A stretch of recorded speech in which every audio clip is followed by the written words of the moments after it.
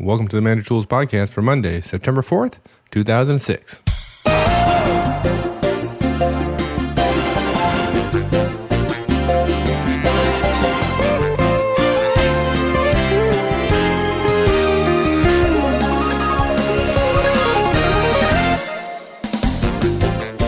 Hi, this is Michael Lozin, and welcome back to Manager Tools. Good business practice demand good relationships with customers, suppliers, team members, and bosses. And good relationships usually means breaking bread together. So are you up to speed on how to have a business meal? Or even worse, host the meal yourself? You are? Well, good. Then you already know when to start talking business and whether it's different at breakfast, lunch, and dinner. You know how much alcohol to drink and how many glasses of wine there are in a bottle. And the ideal way to pay for a meal or what to do when the check comes. If you know all that, then we bet you also know where to seat your guest and yourself, whether there are 2 or 3 of you. And of course, what to order and what not to order. Soup, you say? Sorry. And if you're not sure, that's why there's a Manager Tools podcast covering all that and more. Stay tuned.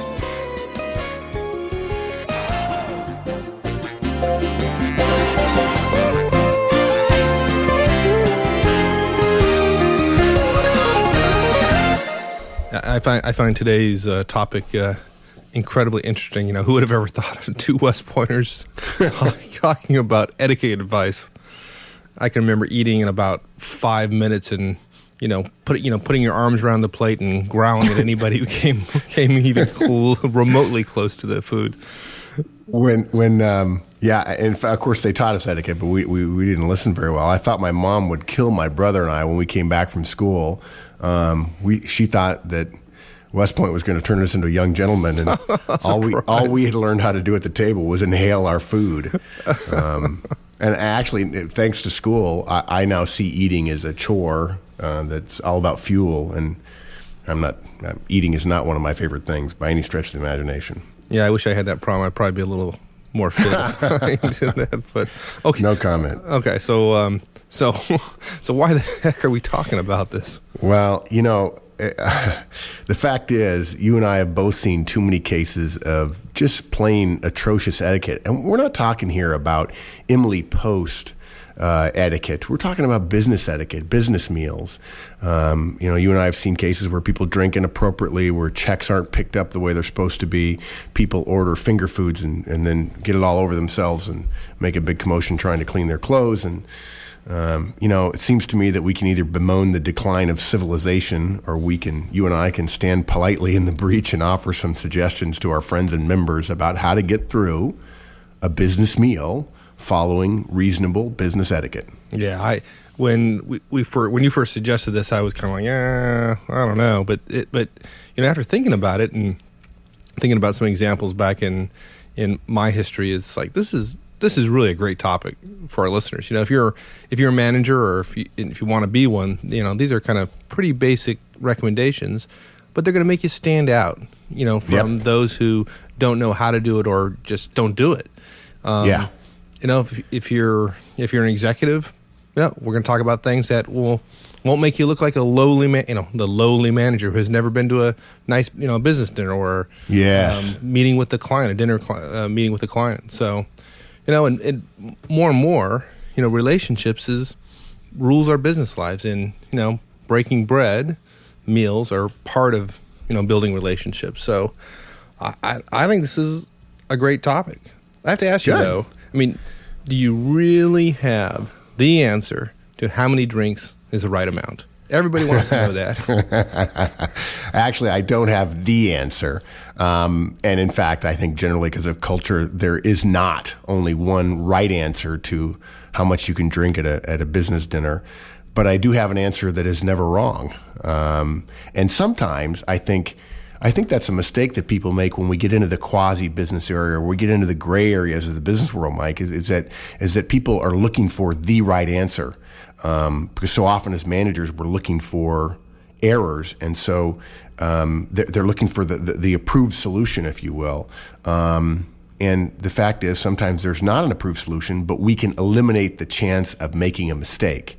And that, if you can eliminate a mistake, then you can focus on the other areas where you really can make a difference. Yeah, I don't naturally gravitate to to that, but I think there's a lot of wisdom sometimes in simply avoiding being wrong. As bad as that sounds, sometimes that's good enough. Yeah.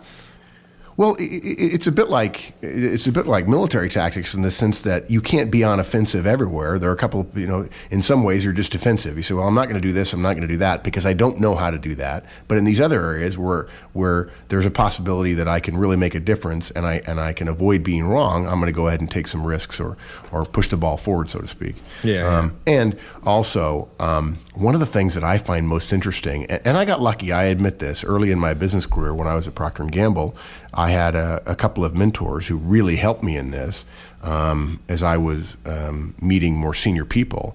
And they told me the rule about when you talk about business at a meal. And luckily, when I was 27 years old, I learned that it's different at different meals.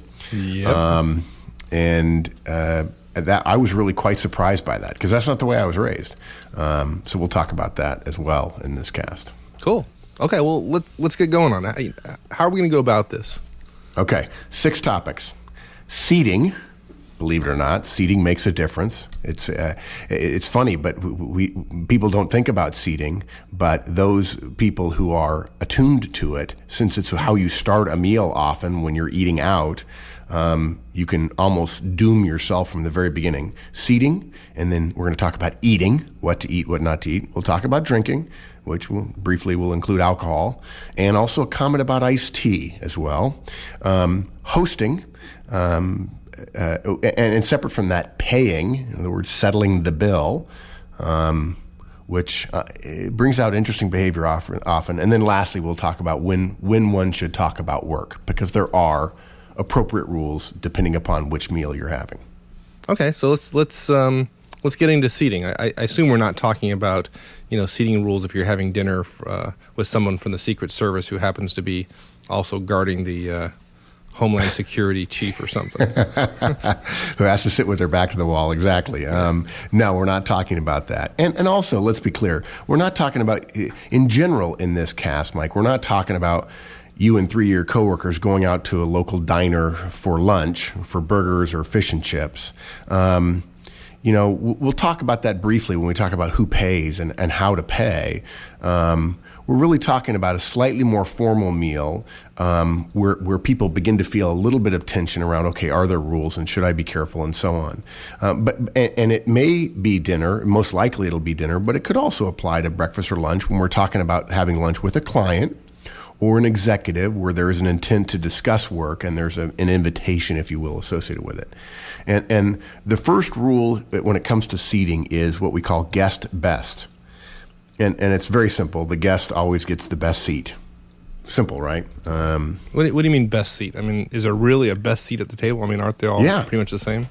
Yes, in fact, there is. And people in society know what it is. The best seat is either one that A, has the best view, if that is noted or offered in some way as associated with a restaurant. Usually we're talking about a skyline or water or an ocean or something along those lines.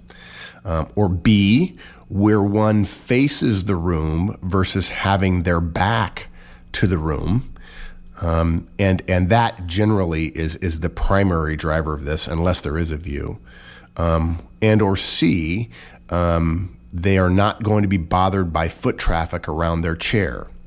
And oftentimes what I see happen, Mike, is that a host or somebody who's hosting somebody, or the leader, if you will, gets to the table first, and if they're in a booth or whatever, they scoot their way in and they end up they sit facing the room, and their guest perhaps ends up with their back to the room.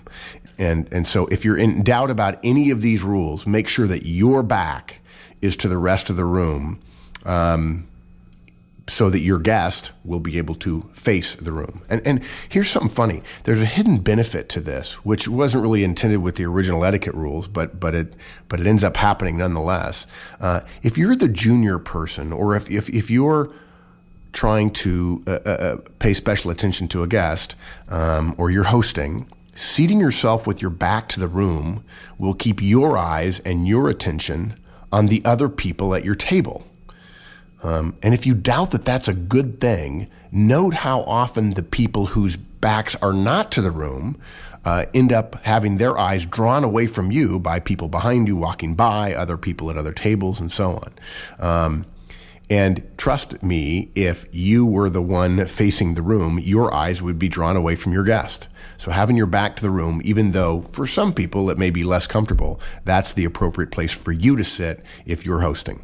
The guest gets the better seat. Yeah, and I find it very annoying when I'm talking to someone when their eyes are wandering all over the place. It's right. Annoying so to me. So if you're the junior person, if you're the manager hosting an executive, or even if the executive is paying, but you are being deferential to them, in other words, you're thinking of them more in a guest role, you don't want to be facing the room and looking over their shoulder every 5 seconds as somebody walks by, or as a waitress walks by, or a waiter walks by, and so on. It is annoying. Now look, there's even more to this, and this is again where people there's a serious faux pas, or not a faux pas, but there's a mistake that people make. If you're dining with one guest, and typically we're talking about a table that would have room for 4 at it, a square table, do not sit across the table from your guest. Sit next to them. A lot of times tables are just too large. You don't want to raise your voice, and you don't want to have to lean across the table and put your tie or your blouse in your soup or your salad. Although I hope you don't have soup. We'll talk about that, I'm sure. Yeah. Oh, yes, we will. If you're in a lively restaurant, which may be a great place to eat, and having to lean forward to always essentially raise your voice, is not conducive to a pleasant business meal, particularly if you're actually going to talk about work.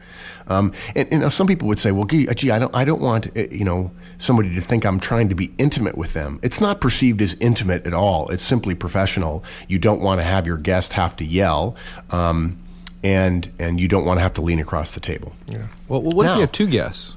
Yeah. Okay. Good one. If you have 2 guests, do not seat them across from one another, with you in between.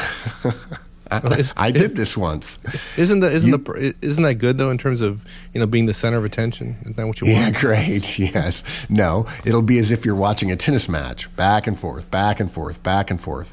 And the thing that really happened to me was I was focusing on one guest, my boss, and was not catching clues from the other guest, because in order to pay attention to one person who's talking, you have to essentially turn away from the other one. You want to put them next to one another, and then you sit across from one or the other. It doesn't matter which one you sit across from. But if you and an associate are hosting someone, again, don't put them between you and the 2 of you. Oh, come on. You're taking all the fun away. Yeah, exactly. Yeah, it's not. We're not tag teaming a vendor or a client or a supplier. We're having a meal together. We're getting to know one another. Yes, we're going to talk about business, but this is not a stress interview. Okay.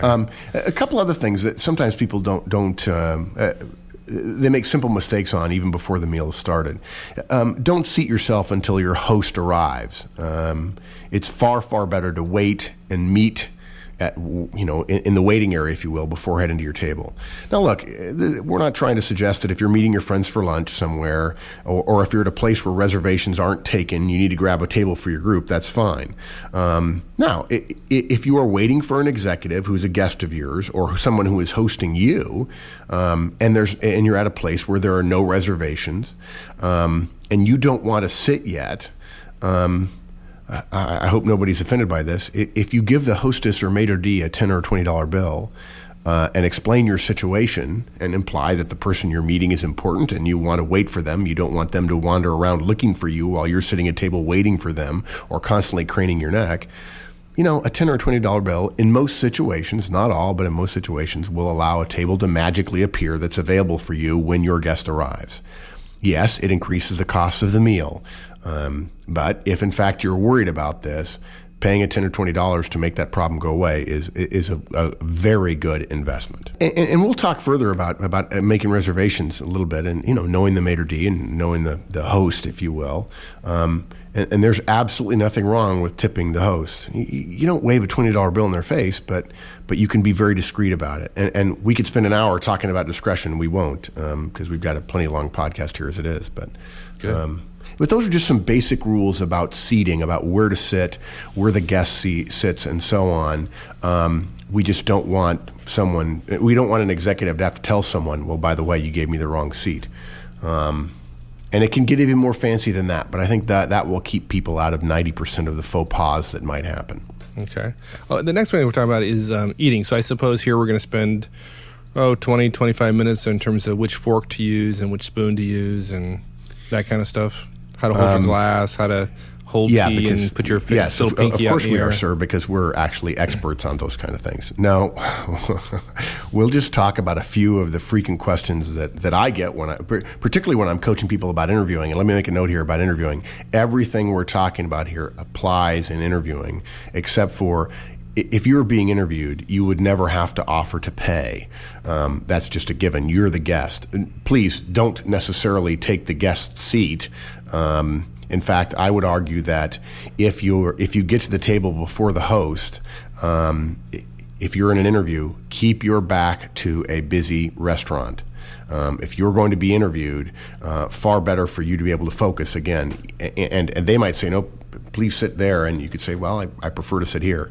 That's a very subtle thing, but it's well worth it to avoid, again, the distractions that happen when when you're facing the room rather than your back to the room. But we're just going to talk about a few basic things. And I'm sure people are going to want to ask us questions, and we'll be happy to field them on the discussion forums. The first one, and it's one that people miss an awful lot, Mike, is order simple food. Yeah, I tell you, that's a great one because simple food that's easy to eat. The best one I've ever seen that's just perfect for interview situations is barbecued ribs. It's amazing. Oh, it's classic. Hey, I interviewed a senior manager one time, and over lunch, and he ordered barbecued ribs. It was hilarious. Now, see, I've interviewed so many people over meals that I don't even need to see them order the rib. I don't even need to see them eat the ribs, Mike. When they make that choice, I know they haven't done hardly any research about meal interviews. And one of the first things you learn is don't eat things with your fingers. Oh, you want to see it though. Believe me, you want to see it. You're asking them a question, and they're trying to get their answer out in between, licking smacking their fingers and or they're gesturing at you, quite vigorously with barbecue sauce all over their fingers and thumbs. Yeah, it's wonderful. So look, if you have to touch the food with your fingers, it's not a good idea to order it. Don't order lobster. Don't order shrimp cocktail, which also brings up the point. Please, let's not have anything that you have to dip in a sauce, because that sauce gets on the thing, and then you bring that thing to your mouth, and the sauce ends up in your lap, and it drips all over you. No fried chicken, no French fries or pommes frites, particularly if you're going to dip them in ketchup. Particularly if you have half a day of interviews ahead of you after lunch. Yeah.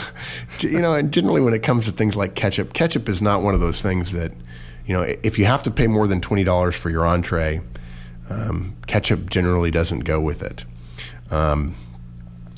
Now, we recognize here that we are not as internationally traveled as perhaps some of our listeners, even though we have traveled internationally. We don't know every food that might be served in every locale that is listening to this cast. We're thrilled to have our international listeners, and if you'd like to enlighten us, we'll be happy to broaden our repertoire a little bit. But the fundamental underlying rules apply about don't order food that you have to eat with your fingers. And I'll go a little bit further. And this is something that you won't find. This is a recommendation you may not find anywhere else. I recommend not ordering salad. Believe it or not, Mike, I've seen more messes with salad than any other food. And I'll tell you what I think it is. I think a lot of people recommend don't order something heavy. And that's fine. Don't order a big steak. Okay, fine. And so people go the other extreme and say, well, I'll order something light. I'll order a salad. Quite frankly, I can't tell you how many chicken salads I've eaten at lunch in my life. A salad with chicken breast on the top of it. I get my protein and I don't fill myself up. But the fact is, if you put some dressing on it, lettuce is very unruly. You're right, and frankly, I I avoid, for this very reason, I avoid salads at all costs. I stick to simple things like burgers and fried chicken and heavy steak. Very rare. You're right, because you never know when you're being interviewed. It's good. You're just being cantankerous tonight, aren't you? Yeah. This one just upsets me. Your diet had better not be so mercenary that you can't eat something else. If you go to a meal and you say, I'm sorry, I only eat salad, there are plenty of executives I know that would raise an eyebrow about that. So generally, stay away from salad. Every once in a while, you can have a normal meal. Now, please, I eat more salads than anybody else in the world. Anybody who's eaten lunch with me in the last 2 years knows that's what I order, chicken salad. But not if you're going to have a business luncheon and you want to impress a client or you want to impress an executive or there's going to be some business done. Also, no soup. Too dangerous. Might fall asleep, drown. I understand. Yeah. Now, look, I'll go a step further here, and we're not known for being shy about our opinions. If you have unusual eating habits, I recommend you better be able to be brief about it.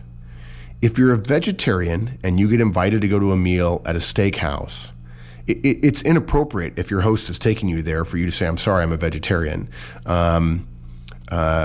Because you can get something that respects your habits at a finer restaurant. Certainly, eat something that works for you. Please don't tell everybody your eating habits. It's not appropriate. Don't expect a group to bend to your needs. And as a general rule, if you have to make more than one change to something on the menu, you need to be ordering something else. I'm stunned. In fact, I call it the Starbucks effect. I'd like a half-calf, decaf foam latte, no foam, no whip, mocha soy. Just drives me nuts. So if you have to say, I'd like the chicken breast, but will you please ask them to braise it in olive oil as opposed to what they normally use, take the skin off, bring the sauce on the side, no olives, you're too picky. And people are going to draw a conclusion about that. Yeah, and then you have we notice that unless we're best friends. Right. And then you have the additional embarrassment, perhaps, given how if it's terribly special, then the chances of it coming back from the kitchen wrong are fairly high. And now you have now you have to decide whether you can eat something that's not the way you like it or be in a position where you have to make a fuss then. Obviously, in fact, if you've made a fuss to begin with, and I would argue that 3 or 4 changes on a menu item is a fuss, and then it comes incorrectly, either you're going to eat it because everybody else now has their food, or you're going to make another fuss by sending it back, at which point there's going to be an awkward moment when you tell everyone else, please go ahead and eat. And then you're asking them to violate a fundamental rule that nobody eats until everybody has food on the table. It is an accident waiting to happen. Right. It goes without saying the purpose of the meal is not to eat. You're not there to eat. You're there for the business. Well said. Meeting. Exactly right. You're not there to eat. Now, I'll mention a couple of other things that I've noticed. We're not trying to cover the waterfront here. This is, again, we're not Emily Post.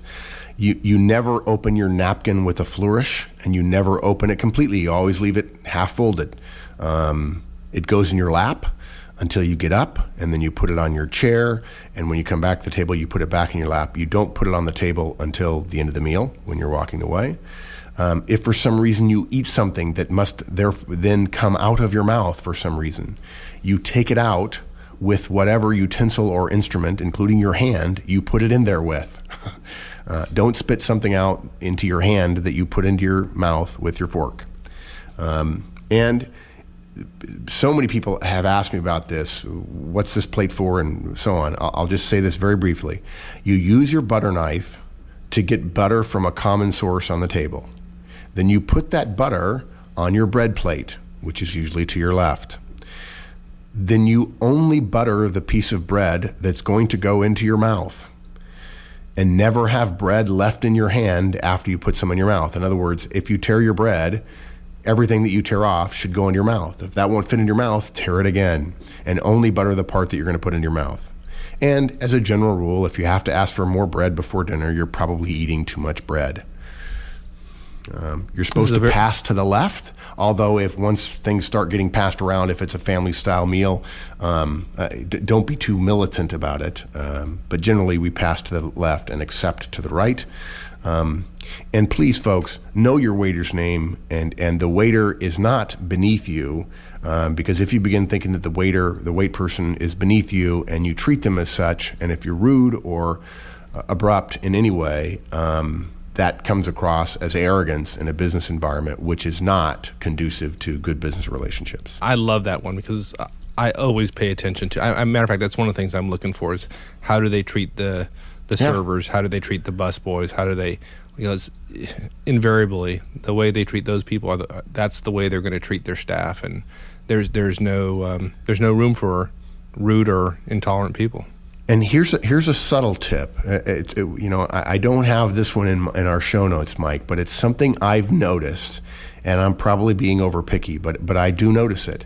If a waiter or waitress comes to the table or a bus person and asks a question, and a guest of mine or someone in my party doesn't look at them when they speak, in other words, just stares at the menu and asks questions of them, or raises their eyebrows but continues to look at them and then continues to look at the menu and doesn't look at them, they wouldn't do that with anyone else. I believe that's a power move. I believe that is a move that says, I don't need to talk to you because you're a server, and I find that inappropriate. I find it unprofessional, or at least arrogant.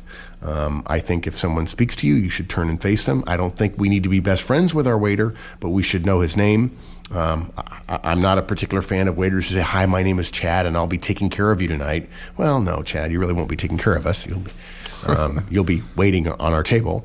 But by the same token, I think it's inappropriate to have a conversation with someone or to ask questions somewhat imperiously while staring at the menu and acting as if the waiter is a talking computer that is programmed to answer your questions, as opposed to engaging them politely in a discussion. There's so much here. I've never done this, but kind of like we're talking about it now, I'd almost think about asking the server to create a situation and see how one of my guests, let's assume I'm interviewing somebody, how they act under stress. How server makes a mistake. How do they handle? Do they smile? Do they get surly? Yes. Could be interesting. I agree with you. I've never thought of it either, but I wouldn't put it past me in the next 5 years when I'm interviewing somebody to do that very thing, to see how someone responds. I'm taking graciousness, notes. Kindness, respectfulness, gentleness in a tight situation is priceless. You can't buy it. You can't train it, in my opinion. And to find someone who immediately pipes up with rudeness or shortness or abruptness is in my opinion, a terrible red flag. I love working with smart people. I love working with people who are assertive and effective and goal-oriented and results-oriented and are willing to take no prisoners and work until 2 a.m. And I will do anything for someone who is a gracious, kind team player who always offers to help, who always opens the door for anyone, male or female, doesn't matter, and it generally is deferential and stops talking when other people interrupt them and so on. That kind of team player attitude is so hard to find, and when you find it, if they have the other skills, hire them, and be careful, because if I meet them, I may hire them away from you. There you go. Okay, now the subject that everybody's waiting to hear about. How much do we get to drink at lunch? That's what I want to know. You may drink as much water as you like, Mike. Well, that's it for this week, and we'll finish this up on next week's show. In the meantime, if you have any comments, please feel free to leave them on our discussion forums at www.manager-tools.com/forums. It's also that time of the month. Yep, it's Podcast Alley vote time. So if you haven't voted this month, please do stop by Podcast Alley and put your vote in for us there. Or simply just go to our website, and at the top left corner, you'll see an easy place to put your vote in. So folks, until next week, so long.